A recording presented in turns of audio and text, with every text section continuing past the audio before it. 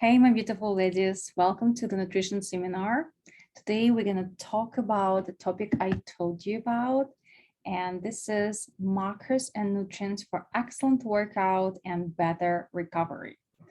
And I'm going to start with some basic knowledge about macronutrients before we're going to talk about the excellent performance, and we're going to talk about what's the best to eat in order to perform your best. And I just gonna say before I started that I'm so thankful for all of you guys who support Ukraine. And I cannot even tell you how much it means to me that we all right now together. And even more, it means to me that you show up and do this marathon with me, no matter what, even with all this crisis in Ukraine. But anyways, this talk today is not about this. As you can see, it's all about broccoli. I'm not really. So I'm just gonna share my screen with you so you can see something I get ready for you guys here. And I wanna talk about specifically macronutrients first, and then move over some best macronutrients to perform your best, just like I said. So let me share my screen with you. 1 second. I know I can do it. It's just have to find how. So yeah, I think you can see my screen now. I pressed the share my screens. So this is gonna go, and here we go. So what are the macronutrients? Who are those guys? So macronutrients is the basic proteins, carbs, and fats that you eat with all your foods. So anything you have in your hand, even if it's gonna say apple, you hold the apple in your hand and you may think it's apple, but actually something inside of this apple. And those ingredients is called macronutrients. Of course, some of you already know what is that, but I'm just gonna quickly go through the basics to make sure we're on the same page. Instead of just saying that apple is carb, I want you to point out that any fruit, any vegetable, anything which you can find, grains, legumes, meats, is not only one specific macronutrients, is usually combined, especially when it's come from the nature, when it's not processed food. It's usually naturally have a little bit of protein, a little bit of carbs, and a little bit of fats in a different ratio. So this different ratio is that what make us say, oh, this is a carb food, or this is a protein food, or this is a fat food, is the amount of the biggest macronutrient in the specific food you eat is defined this food according to the standards of macronutrients. So let's say we're talking about apple as an example. And in apple, most likely you're going to see more carbs than it's zero fats, and is a little bit of protein, like 1 or maybe 0.5 for maybe like 5 OZ. So basically is a carb source, right? The most of the carbs in the apple. That's why we call it carb food. We're gonna look on, let's say, tofu. Tofu, we call it protein food, vegan plant-based protein. Because if you're gonna look at macro profile of tofu, you're gonna see that, for example, in extra farm organic tofu, you're gonna find about 12 grams of protein, 4 grams of fat, and maybe 5 grams of carbs. Depends on the farm. How farm is that tofu? So that tells me that the most number in the macronutrients is defined where I'm gonna put this specific food into my place between carbs, protein, and fats. But some food, just like a tofu example, it's hard to say that tofu only a protein food because it has a lot of fats and a little bit of carbs. So it's kind of in the middle. And then our beautiful world made that usually most likely, I would say. All what you eat have a little bit of everything. And if we're going to talk about non-vegan proteins, they are usually most likely has only protein, just a little bit of carbs and zero fats. If we're talking about plant-based proteins, which comes from the nature, those are usually have a little bit of everything. That's why a common mistake that people think that vegan or plant-based protein is not as good as the meat protein or, unvegan proteins. It's just because they have naturally other components, also fats and carbs, but it doesn't make them worse. In some cases, it can make them even better. But it doesn't mean that this seminar is going to be only about vegan proteins or plant-based nutrition. No, we're going to cover all of them. So let's see in examples to make sure we know what we're talking about.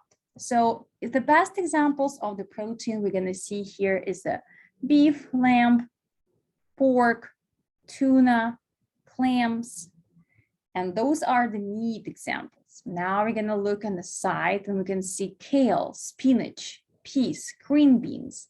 This is also a high protein food.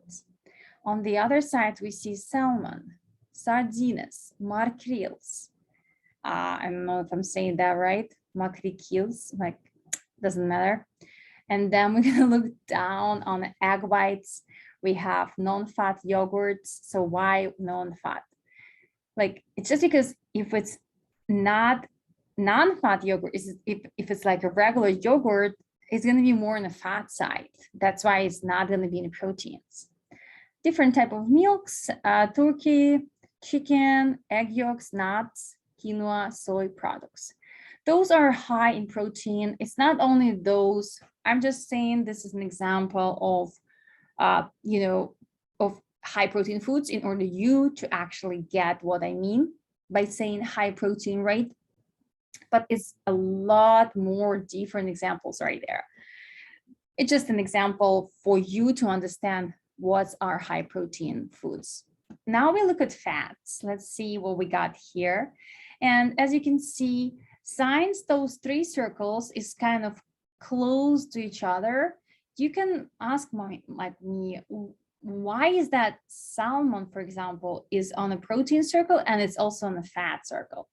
So I put those foods choices in here because they are kind of like high in fats and at the same time is they high in protein. Just to let you know, like I said, that naturally in the foods, you're going to find most likely a different types of macronutrients. And sometimes it's really hard to define in only specific, column. That's why if you look on salmon or full fat yogurt, you're going to find them in the protein circle and in the fat circle as well. So those can be defined by high protein and high fat. And this is cheese, egg yolks, nuts, as I said, right? And fat yogurts, whole milks, and salmon. And then only kind of higher in fats and not really much in protein is examples of olives, olive oil, coconut oil, fish oil, basically all the oils, all the butters, all the seeds like flax seeds and avocado. Those are pretty much real fats, and it doesn't mean they're bad. It just means you can define them in straight fat, what you eat, what you got. And here we're going to see in the carb circle. And again, as you can see, a lot of plant-based proteins is kind of in the middle. So they are touching in the proteins, they are touched with them, but they also higher in carbs. Those that like kale, spinach, peas, green beans, and quinoa, and soy products. So as you can see, just like I told you, plant-based sources of protein usually has some carbs. So that's why they are kind of in touch in both circles. And the carbs examples is going to be broccoli, asparagus, cauliflower, zucchini. This 4 guys is the lowest carbs I would say that you can eat. Now I put oats bread, pasta, and rice. Those good carb sources, a little bit higher than the first one. And the most coolest one that high in carbs and tastes the best at my perspective is squash potatoes and carrots. Usually, but again, not always, those are sources of real carbs, sometimes attached with a little bit of protein or maybe like 0.5 of fats, which is like really not going to define them in a fat circle. So basically, that's it about protein, carbs, and fats. And if you have any more questions, I know there's no one with me right now online, but you guys can go ahead and ask me the questions in the Q&A marathon group to make sure we know what we're talking about. So let's see what we got here. Now I want to switch your perspective to the best sources of protein. And I put this picture here, is a little bit blurry on your side, I believe, but I'm gonna try to make my best to actually, read it for you.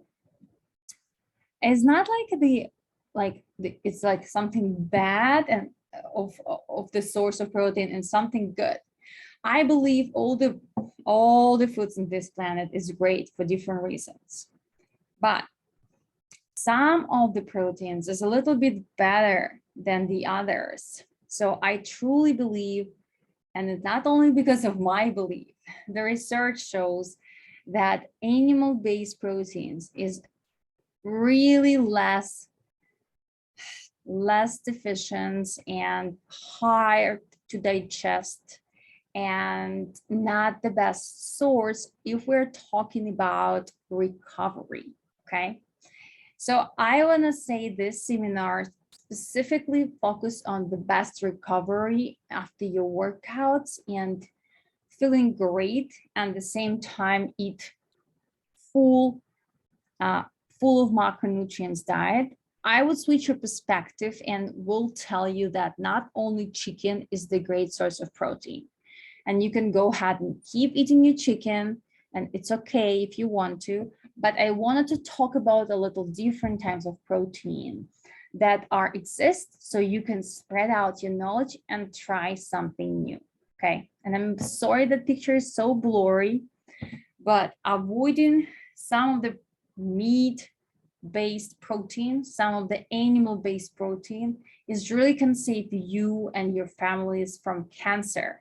Just at least this is the great reason to look at those, okay?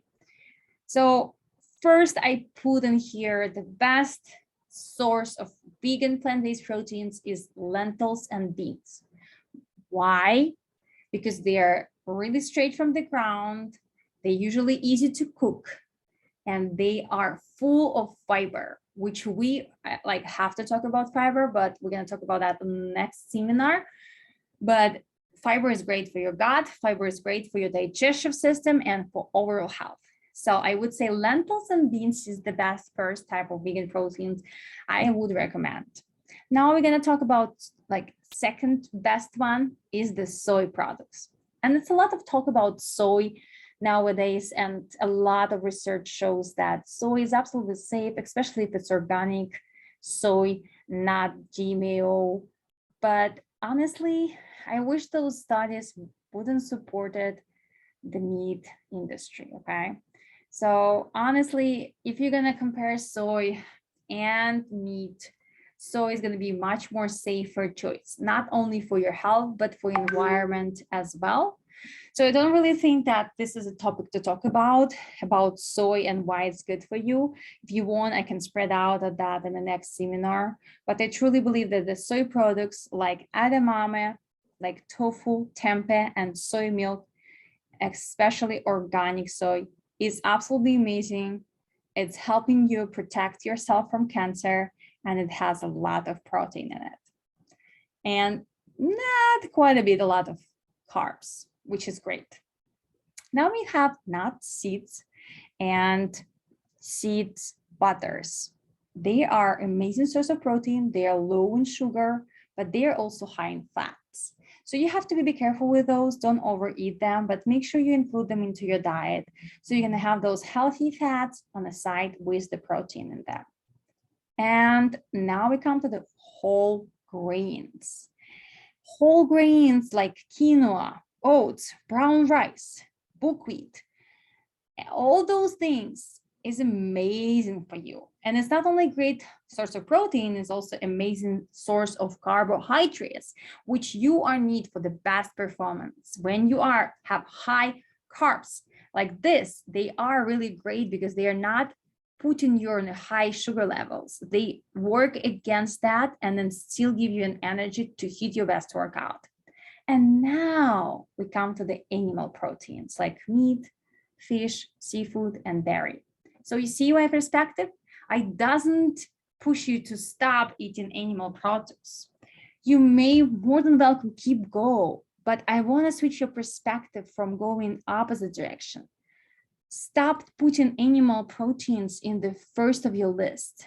Switch your perspective and put them in last. And start from lentils, now move to the soy products, then nuts, then whole grains. And if it's still not enough, we have animals and we can use them as the protein source as well. But I truly believe that you should avoid processed meats. And like on the bottom of this picture, you can see those meats, bacon, sausages, hot dogs, all those processed meat that it's really dangerous for you. I really not recommend you guys. It's really high in cholesterol and it has so many side effects. So we don't need those, especially in order to feel and look good and live long, sustainable lives, right? Why I decided to talk about proteins from all the macronutrients. Why we're not talking so much about carbs and fats? Because for the excellent performance and for your overall health as the fitness person, usually in 90% of Americans, we are not looking to eat right proteins. We're okay with carbs, we're okay with fats. Sometimes we usually is actually higher in fats because we have fats and sugar in all our products just to make us eat more and, grow some diseases. But we don't talk about good proteins. Is anywhere in TV you see a commercial showing you beans, legumes, and lentils? No. You see a beef steaks that you are pushed to buy. Ask yourself why is that happening? But this is a whole different conversation we're not going to talk about.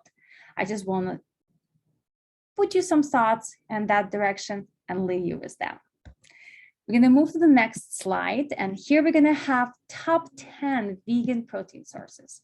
My favorite top 10, maybe not for everyone, but for me. And again, I don't push you to only eat those. I just share with you my knowledge and my favorite things, and you're more than welcome to try it. Doesn't mean you have to, okay? Just make sure you know that. So top 10 vegan proteins that I recommend and love is soy, which is tofu. It has 9 grams of protein per 3 OZ. At least. Sometimes if we're talking about high protein tofu, it's going to be even more. And if you are going to take my second favorite thing as a nutrition yeast, which has 4 grams of protein for 2 tablespoons, and mix it with tofu, here we go. We have an amazing blend of great source of protein, and nutrition yeast, guys, has amazing secret. It has inflammatory and respiratory effects. Is really lower your inflammation in body. You can watch this new movie, Game Changer, super cool one. If you didn't watch it, totally recommend it. And they talk a lot about nutritional yeast. A lot of studies shows that adding nutrition yeast just a little bit as the sprinkle into the athletes' diets is reduce inflammation to the point that they really feel much better and perform their best. So that's why I love it. The next, my favorite is a Seitan, and I have an amazing homemade Seitan recipe.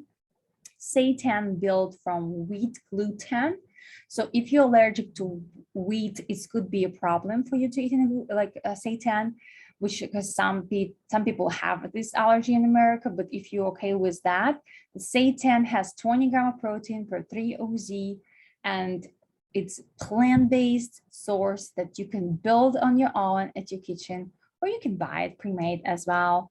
It's so many options right there in the market. Now we're going to move to my whole grains. All the whole grains is actually have 8 grams of protein per 1 cup. So you may have some carbs with the protein on the side. If you add the green vegetables, here we go, 4 grams of protein per 1.5 cup. Isn't it crazy? How many people told you that grains has the protein in them?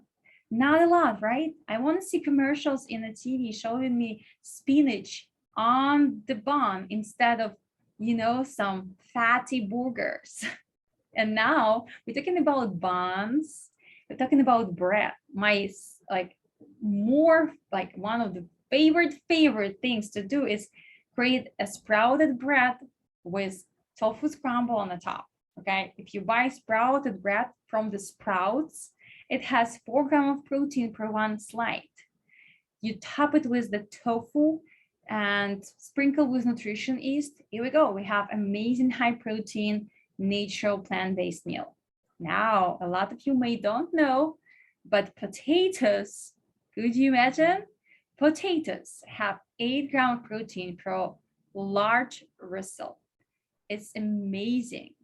Now we have legumes, which is have like lentils, right? 14 grams protein per cup.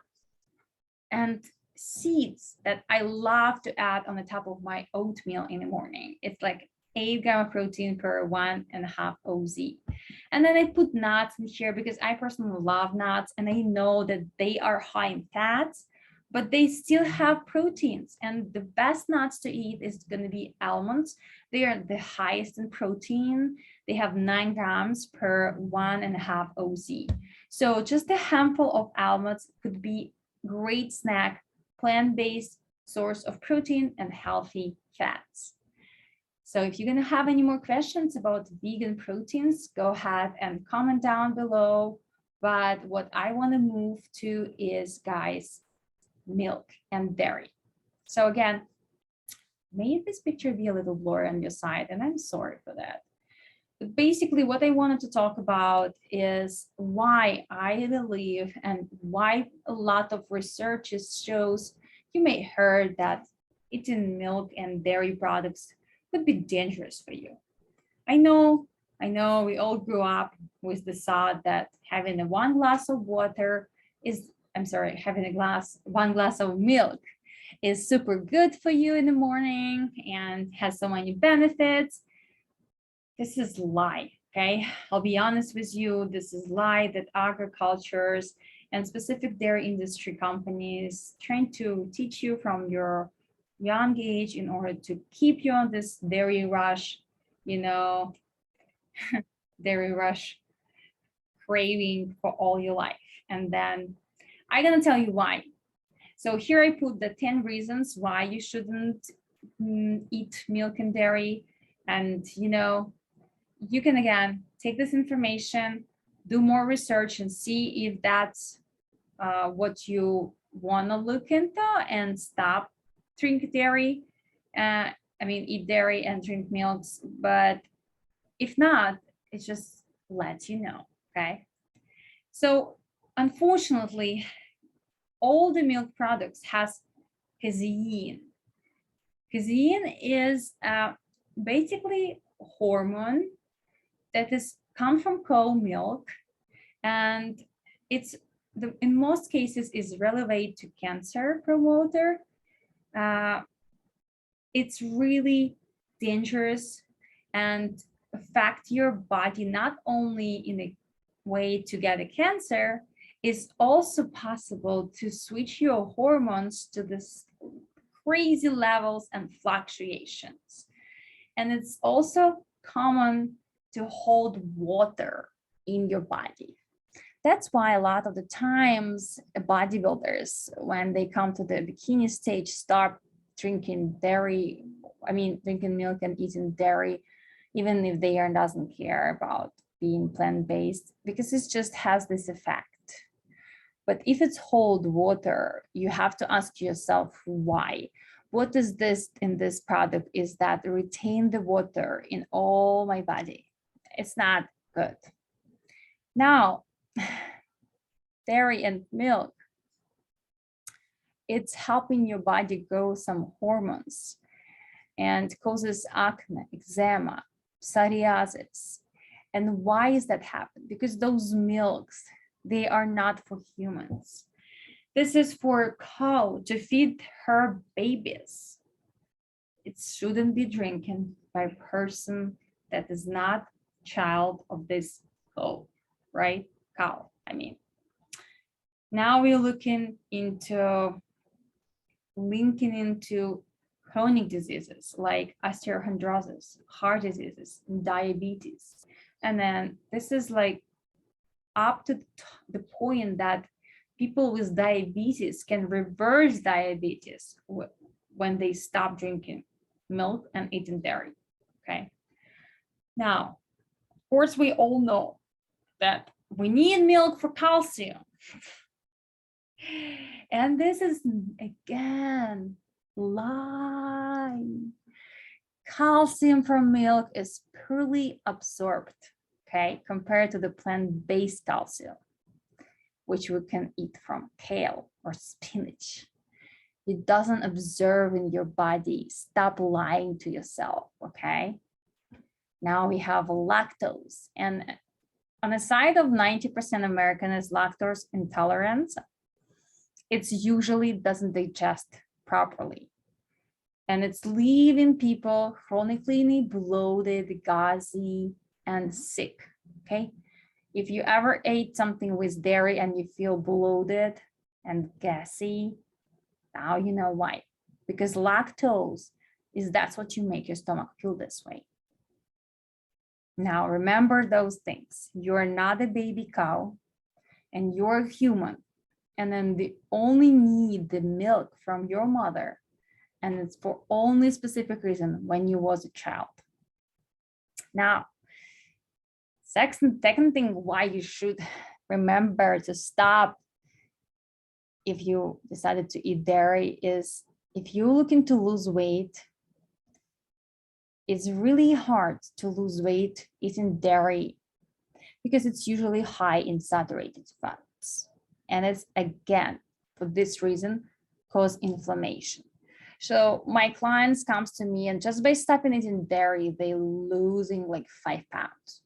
Doesn't even doing any exercises or changing diet at all. Just stop eating dairy.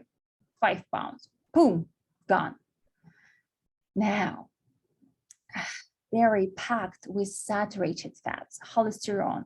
So it's increasing your cardiovascular disease risk.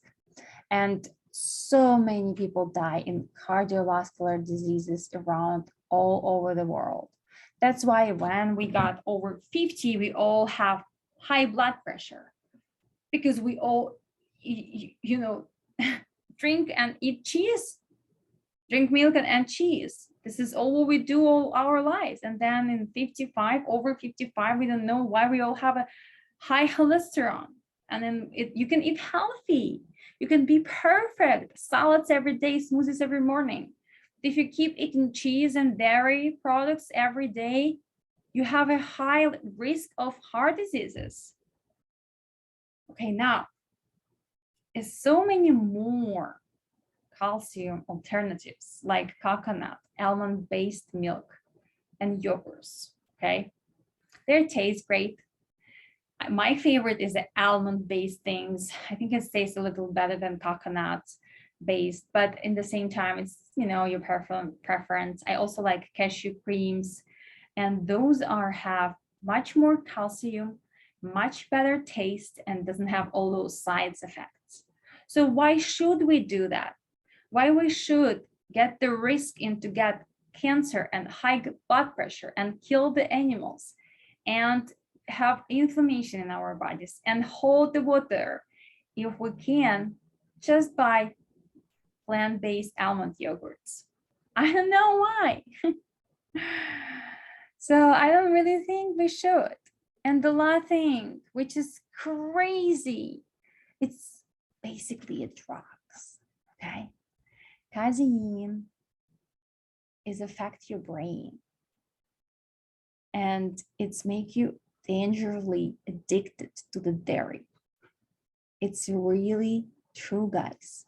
And that's why I have so many people around me who saying, I can be vegan, but I cannot give up cheese, because it's addiction that our brain know, and we have to stop that. You have to take over your addictions, okay? Nothing more about dairy. You make your decision and do what you want. We're gonna move to the next slide. And now we're gonna talk about post-workout. So we all know that eating well before the workout and post-workout is really important, right? Now we have to see what are the best post-workout meals. A lot of the times we get confusion and we don't like really see the results. I'm sorry, I'm trying to just make this visible. For some reason I lost my page. Okay, yeah, here we go. So this is post-workout vegan snacks that I recommend, and I think those are the best. You basically should try them out, because if you try it, you will feel how you feel like, and I could explain you why I choose those. But basically all those post-workout snacks has a little bit of carb, a little bit of healthy fats, and a little bit of protein. And this is the best snack. So if you can replace the protein, if you can replace the sugar, high amount of carbohydrates gonna help with that, and a little bit of fats gonna help you to digest and keep your hormone in check. So I recommend something like a red lentils, edamame, apples, raisins, coconut, vegan chocolate milk, green lentil, pecans, fruit smoothies, cereals, peanut butter, banana chips, carrots, almonds, sweet potato, and grapes. And I know it's like, oh my God. So different foods, why you choose them? But all of those foods have a little bit of everything in macronutrient profile. So they're the best to replace your glycogen and store it into the muscles right after you work out. And actually, by the way, a lot of people don't know that, and they think that it's important to eat right after the workout or right after or like right before, because you have this like a small window that you can kind of like grow more muscles. So yeah, it's not really true, guys.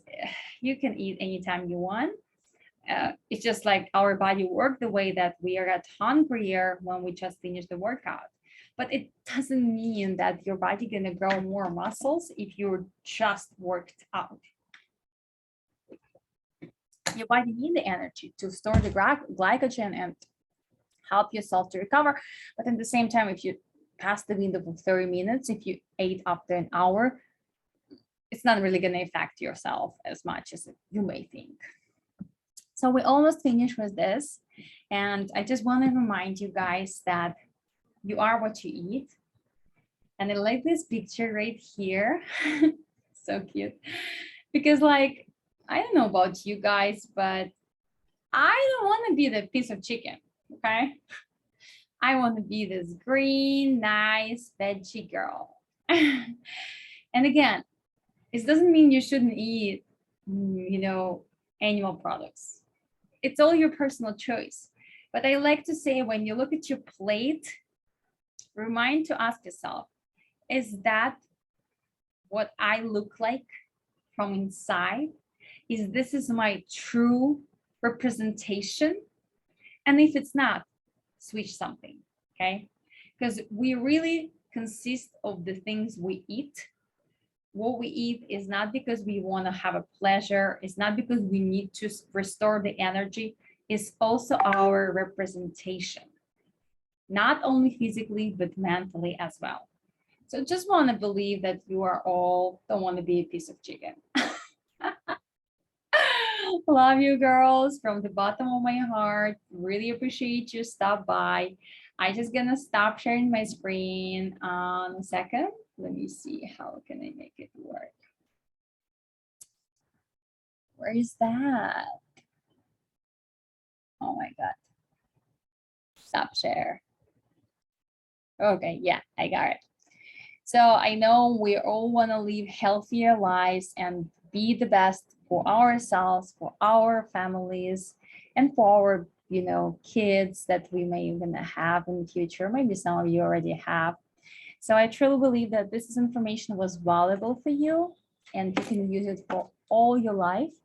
We're going to have more seminars, and the other ones is going to be a little different topics. But for today, I think we discover what are the best nutritions to eat in order to have the best performance and better recovery, with a lot of different examples for you. If you're going to have any more questions about this specific topic, please let me know in the comment section. Our marathon is not finished yet. It's just got started. So we have time to talk, and I'm so happy to answer all your questions. So don't be shy, ask me please. And when you watch this video, anyways, if you even don't have any questions, I would love you to comment in the Q&A group. What was the best topic to talk about from here? Okay. Love you girls. Have an amazing day. Stay in peace. And I'll see you